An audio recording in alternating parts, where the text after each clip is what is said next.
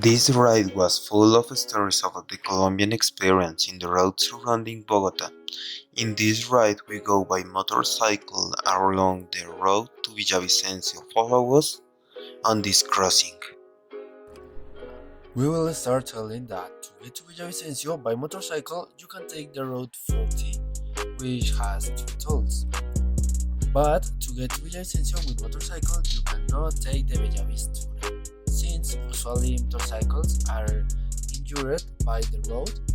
To get there, you must take the old road with a small deviation in the Piperal toll. On this street, we find many stories of people like Miss Maria, who has a shop where you can eat and drink. This was our first stop during the tour. Miss Maria told us a story for which she doesn't advise motorcyclists to pass when the road is very dark. She told us that some nights she heard screams from the mountains, and whenever she heard them, someone gets into an accident the next morning, and it is usually the motorcyclists. For this journey, we could see all kind of commerce, whether they are food sellers or legumes, such as people who sell desserts or flowers from their farms. This gives us to understand that Colombians somehow get ahead, like Miss Gloria, who gets up early and goes out to sell strawberry desserts on the Via Caquesa to Villavicencio. Miss Gloria tells us that some people usually rest there since it is a halfway. But she told us that once a man scared her a lot since he told her that when he passed, he saw her with a young man behind. When she heard the description of the young man, she told him that the description is like her son, but that she had left him in the house with her own sisters.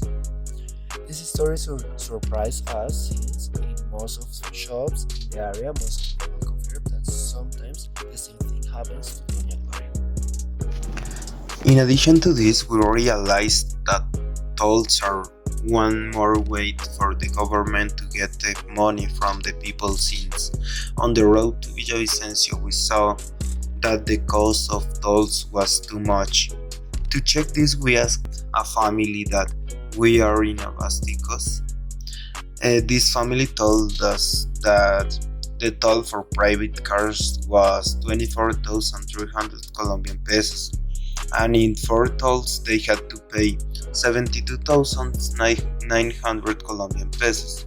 And this price was absurd, since they would have to pay it one way to Villavicencio and back to Bogota, in addition to having more expenses such as gasoline, meals, lodging, etc. This story seemed unfair to us, since this family saved money for 3 months to be able to live on a round trip, which is another blow of the Colombian reality. On this trip, we also had the opportunity to see very beautiful landscapes that we didn't know existed in our country. In the middle of the Via Chipaqui and the viewpoint of the Boquerón, we realized a very interesting person. It was Don Jose. A street vendor of this road, he was dedicated to selling curd with sandwich on the road. The story that Don Jose told us surprised us since we thought it would be a paranormal story, but on the contrary, it was a very realistic story that teaches us a little more about the reality of Colombia peasants. He told us that people who happen to buy some of their legumes courts used to ask for a discount, without them knowing that his lives a family to him surprised that those who drive the food cars that pass through they're usually buy in quantity but they ask for a very low price. He told us how one of them told him that if he did not sell, his products will be damaged, and that is why he asked for a discount